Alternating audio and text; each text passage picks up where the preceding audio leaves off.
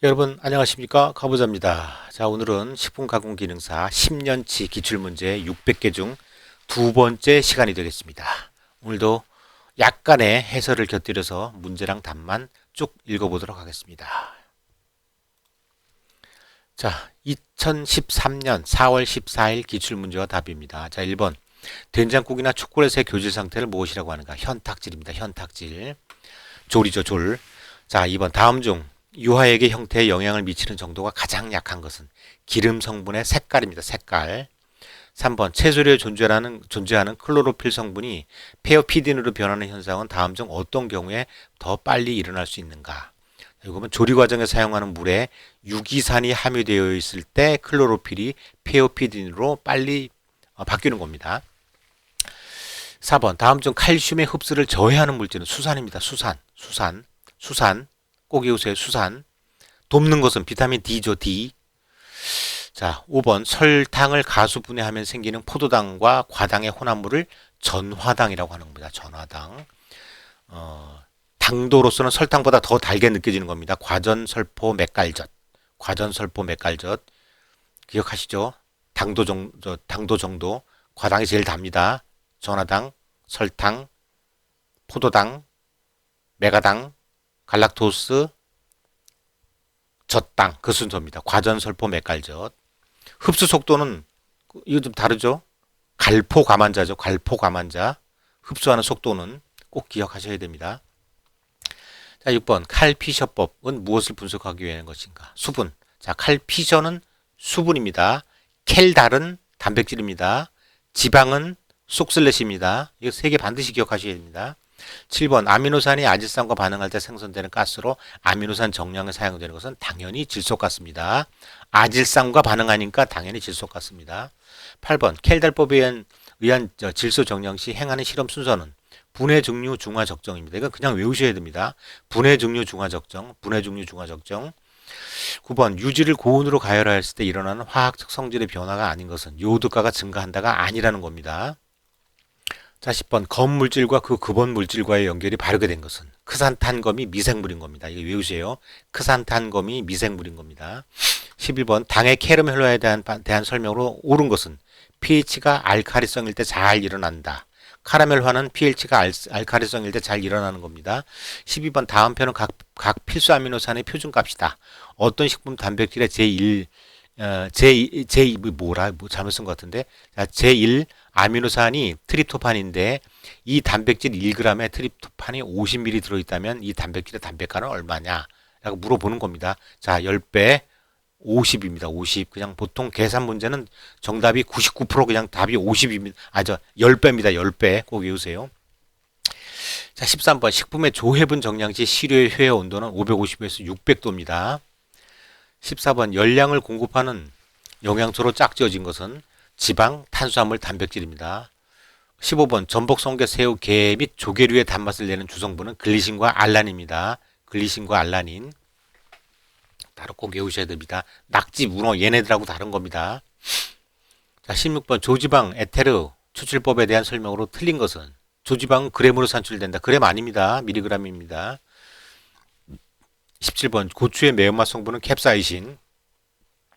18번 조단백질을 정량할 때 단백질의 질소 함량을 평균 16%로 가정한다면 조단백을 산출하는 질소 개수는 얼마인가? 자, 6.25 반드시 외우셔야 됩니다.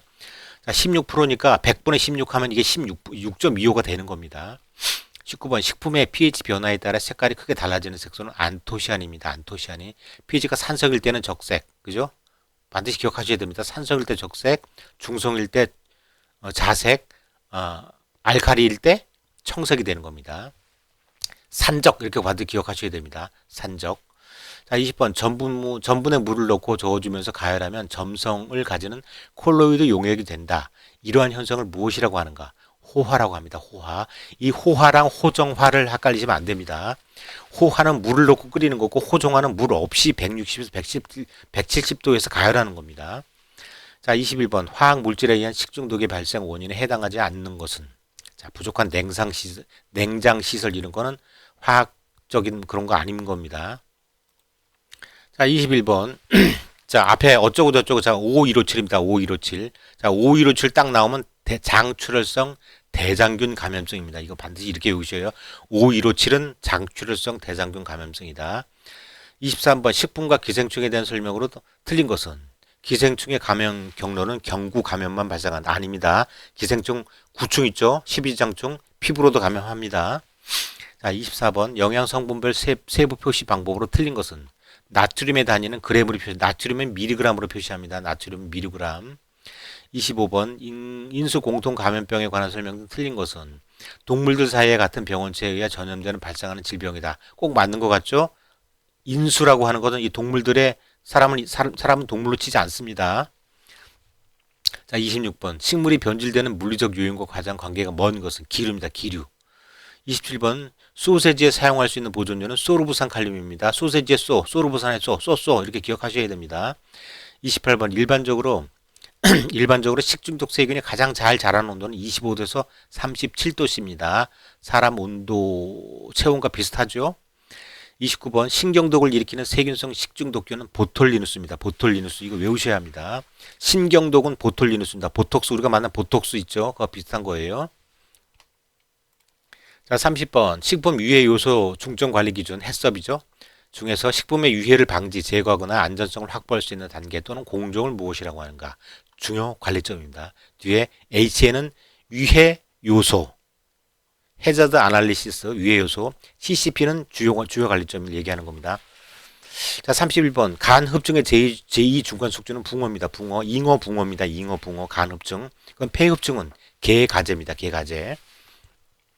32번 테트로도톡신에 의한 식중독은 보고입니다. 보고. 테트로도톡신 보고. 33번 최확수 MPN이죠. 최확수법으로 그 수를 가늠할 수 없는 미생물은 바이러스입니다. 바이러스는 그렇게 알 수 있는 게 아니에요. 34번 집단 급식소 종사자 의 정기 건강검진 항목이 아닌 것은 조리독감은 정기 건강검진 항목이 아니라는 겁니다. 35번 식품의 원료 식품 원료의 관리, 제조, 가공, 조리, 소분, 유통의 모든 조리 과정에서 위해한 물질이 식품에 섞이거나 식품이 오염되는 것을 방지하기 위하여 각 과정의 유해 요소를 확인, 평가하여 중점적으로 관리하는 기술. 좀 전에 얘기한 거죠? 유해 요소 중점 관리 기준, 해썹을 얘기하는 겁니다. 36번 제조 연료를 표시되는 품목이 아닌 것은 맥주입니다. 맥주. 이게 보기에 설탕, 소금이 같이 있어요. 설탕하고 소금은 제조 포대에 담은 날을 반드시 표시해야 되는 겁니다. 유통기한은 없어요. 하지만 맥주는 제조 연월일을 반드시 표시해야 되는 거예요. 그 거꾸로구나. 제조 연월일 표시 대상 제품이 아닌 것은 맥주인데 이게 왜 하는 건지 아직도 모르겠어요. 37번 식육 제품에 사용되는 아질산 나트륨의 주된 용도는 발색제입니다. 발색제. 38번 다음 식품 중 상온에서 가장 쉽게 변질되는 것은 달걀입니다. 39번 식품의 일반 성분, 중금속, 잔류 항생 물질 등을 검사하는 방법은 이화학적 검사법이라고 하는 겁니다. 화학적 검사. 중금속이 있기 때문에 화학적 검사를 해야 되는 거예요. 자, 40번 황변미 중독은 쌀에 무엇이 증식하기 때문인가? 곰팡이 때문에 황변미가 생기는 거예요. 41번 연제품의 탄력과 가장 관계가 먼 것은 글리코겐 함량입니다. 글리코겐 함량. 자, 42번 다음 건조기 중 총괄 건조 효율이 가장 높은 것은 드럼형 건조기입니다. 자, 43번 액체 질소에 끓는 점은 마이너스 196도입니다. 이건 다 아는 거죠. 44번 미래 제분 공정 중에서 수분 함량을 13 내지 16%로 조절한 후 겨층과 배유가 잘 분리되도록 하기 위한 조작과 가열 온도를 옳게 설명한 것은 이거를 컨디셔닝이라고 하고 40에서 60도라는 거 반드시 외우셔야 합니다. 컨디셔닝 40에서 60도씩. 자, 45번 다음 중 충격 전단형 분쇄기로만 짝지어진 것은 해머밀, 핀밀입니다. 롤밀도 여기 들어가는 거죠. 자, 46번 통조림의 제조와 저장 중에 일어나는 흑변의 원인과 가장 관계 깊은 것은 H2S, 황화수소입니다. 황화수소. 47번 우유의 성분과 유제품과의 관계가 잘못 연결된 것은 카제인이고 크림이다. 이게 잘못된 겁니다. 48번 우유에 함유된 지방구 중 대부분이 존재하는 지방구의 크기는 3에서 7 마이크로미터입니다. 49번 김치 제조 원리에 적용되는 작용과 거리가 먼 것은 산화작용. 김치는 산화시키는 게 아닌 겁니다. 50번 CU 제조 시 크림증 형성 방지 및 유지방의 소화율 증진을 위한 공정은 균질화 공정이라고 하는 겁니다. 균질화 공정. 자, 51번. 달걀의 품질 검사 방법과 과장 관계가 없는 것은 암모니아 검사입니다. 암모니아 검사. 52번. 주로 물빼기의 목적으로 사용해지는 건조법은 동결건조법. 53번. 식혜 제조와 관계가 없는 것은 진공 농축입니다. 54번. 이중 밀봉 장치에 대한 설명으로 틀린 것은 통조림 뚜껑의 가장 자리 굽힌 부분을 플랜지라고 한다. 이게 틀린 건 플랜지가 아닌 겁니다. 지금 정답이 생각이 잘 안 나는데 플랜지가 아닌 겁니다. 자, 55번. 돼지 껍질, 연골, 내장 등과 같이 습기가 많은 원료를 파쇄하는 기계 이름은 콜로이드 밀입니다. 콜로이드 밀. 56번. 동결어를 가공 원료로 사용할 때 조직감을 고려하여 해동하는 가장 좋은 방법은 낮은 온도에서 긴 시간 동안 해동을 해야 한다는 겁니다. 거꾸로 동결할 때는 급속 동결을 해야 하는 겁니다. 57번. 도감 비율을 옳게 나타내는 것은 자, 도감 비율입니다. 쌀을 얼마나 깎았냐 이 뜻이죠. 자, A에서 B를 빼가지고 그거를 A로 나누어서 100을 곱한 겁니다. 이거 뭐 비율 계산하는 거 그냥 머릿속으로 생각하시는 분은 다 압니다. 자, 58번. 두부 제조 시 열에 의해 응고되지 않아 응고제를 첨가하여 응고시키는 단백질은 글리시닌입니다. 글리시닌. 이게 카제인하고 되게 헷갈립니다가 아마 안 됩니다. 글리시닌. 59번. 사후 경직의 원인으로 옳게 설명한 것은 비가역적 액토미오신의 생성 때문이다. 이거 무슨 말인지 모르겠는데 그냥 외우셔야 합니다. 자, 마지막 60번. 복숭아 통조림 제조 시 과육의 농도가 9%이고 301-7호관, 즉 4호관이죠. 여기에 270g의 고용물을 담을 때 주입 설탕물의 농도는 얼마로 제조해야 하는가. 이 계산하는 공식이 있을 것 같은데 저는 모릅니다. 그냥 약 33%. 외우세요. 그냥 약 33% 외우셔야 합니다. 자, 네 번째. 2012년 4월 8일 기출문제와 정답이 되겠습니다. 1번 단당류가 아닌 것은 유당입니다. 2번 생강의 매운맛 성분은 진저론이죠. 3번 어떤 식품에 외부로부터 압력을 가하면 변형이 일어나고 그 힘을 없어도 처음 상태로 돌아가지 않는 성질. 소성이죠. 가소성입니다. 정확하게는 가소성. 4번 섭취된 섬유소에 대한 설명으로 옳은 것은 장의 연동작용을 유발하여 콜레스테롤과 결합하여 몸 밖으로 배출되는 작용을 합니다. 섬유소가. 자, 5번 이 노르말 수산화나트륨 용액으로 0.1 노르말 용액 1리터를 만들 때 몇 밀리리터의 이 노르말 용액이 필요한가? 이것도 그냥 외우세요. 50ml입니다. 50ml. 6번 다음 중 필수 아미노산이 아닌 것은 글리신입니다. 글리신. 7번 다음 지질 중 복합 지질에 해당하는 것은 인지질입니다. 인지질은 복합 지질입니다. 8번 연체동물의 혈색소와 내포된 금속으로 옳은 것은 헤모시안에는 구리가 있는 겁니다. 구리 꼭 외우셔야 합니다. 헤모시안에는 구리, 헤모글로빈에는 철입니다. 9번 다음 영양소 중 열량소가 아닌 것은 무기질입니다. 열량소는 지방, 단백질, 탄수화물이죠. 10번 적정 시 사용된 적정 용액의 부피 변화를 측정하는 데 사용되는 실험기구를 뷰렛이라고 하는 겁니다. 뷰렛. 이건 외우셔야 합니다. 11번 다음 중 지용성 비타민은 비타민 A입니다. 자, 지용성 비타민은 네 가지가 있죠. 아덱, 비타민 A, D, E, K 이 네 개가 지용성 비타민입니다. 거꾸로 수용성 비타민은 비타민 B와 C입니다. 자, 12번 다음 콜로이드 상태적 유화액은 어디에 속하는가? 둘 다 액체일 때입니다. 분산매도 액체, 분산질도 액체일 때. 13번 다음 중 단백질의 입체 구조를 형성하는 데 기여하고 있지 않는 결합은 글리코시드 결합이랍니다. 14번 과일 중에 함유되어 있지 않은 색소는 헤모글로빈. 이건 동물 색소죠. 15번 식품 중에 단백질을 정량하는 시험은 켈달입니다. 켈달. 16번 다음 중 유화제와 가장 관계가 깊은 것은 HLB입니다. HLB 값 꼭 외우세요. 17번 다음 중 수중 유적형. 그러니까 물에 약간의 기름이 들어있는 건 수중 유적형 유화액이 아닌 것은 마가린이죠. 마가린은 딱딱하죠. 유중수석형이 되는 겁니다. 18번 다음 중 가장 노화가 되기 어려운 전분은 찹쌀 전분입니다. 찹쌀 전분. 19번 오징어나 문어 등을 삶거나 구울 때 나는 독특한 맛과 성분의 관련이 깊은 것은 타우린입니다. 타우린 어디서 많이 들어봤죠? 타우린.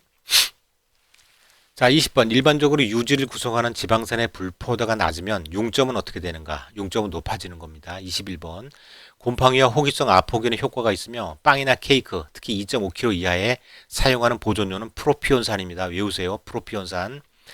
식품에서 3ppm의 납이 검출되었다는 것은 어떤 의미가 있냐 이 뜻입니다. 3ppm. 자, 식품 1000g 중에 납이 3mg 검출된 것을 얘기하는 겁니다. 그냥 외우세요. 자, 23번 식품과 독성분이 바르게 연결된 것은 메실아미그달린입니다. 매실아미. 24번 멸균 후 습기가 있어서는 안 되는 유리 재질 실험구의 멸균에 가장 적합한 방법은 건열 멸균법입니다. 화염 멸균법 아닙니다. 25번 대장균 검사 시 최확수 MPN이 110이라면 검체 1리터에 포함된 대장균 수는 1110배입니다. 26번 경구 감염병에 대한 일반적인 설명으로 틀린 것은 미량의 미생물 균체에 의해서는 감염되지 않는다. 아닙니다. 경구 감염병은 2차 감염도 되고 한두 마리만 들어와도 감염이 되는 겁니다. 27번 통조림 열처리 과정 중 살아남을 수 있는 미생물은 클로스트리디움 속. 이게 외워야 됩니다. 잘 외우지는 않는데 이건 외워야 됩니다. 통조림 열처리 과정 중 살아남을 수 있는 것은 클로스트리디움 속. 이렇게 외우셔야 합니다. 자, 28번 체독증의 원인으로 피부 감염이 가능한 기생충은 구충, 12지장충이죠. 구충의 그 유충이 피부를 뚫고 들어가는 겁니다. 자, 29번 대장균 검사에 반드시 첨가해야 할 배지는 유당이죠. 유당. 30번 마이코톡신 중 간장독을 일으키는 동석분은 아플라톡신입니다. 아플라톡신. 앞에 마이코톡신 빼놓고 그냥 간장독은 아플라톡신입니다. 가나.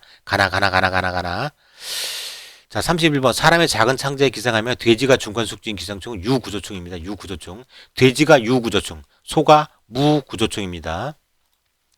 자, 32번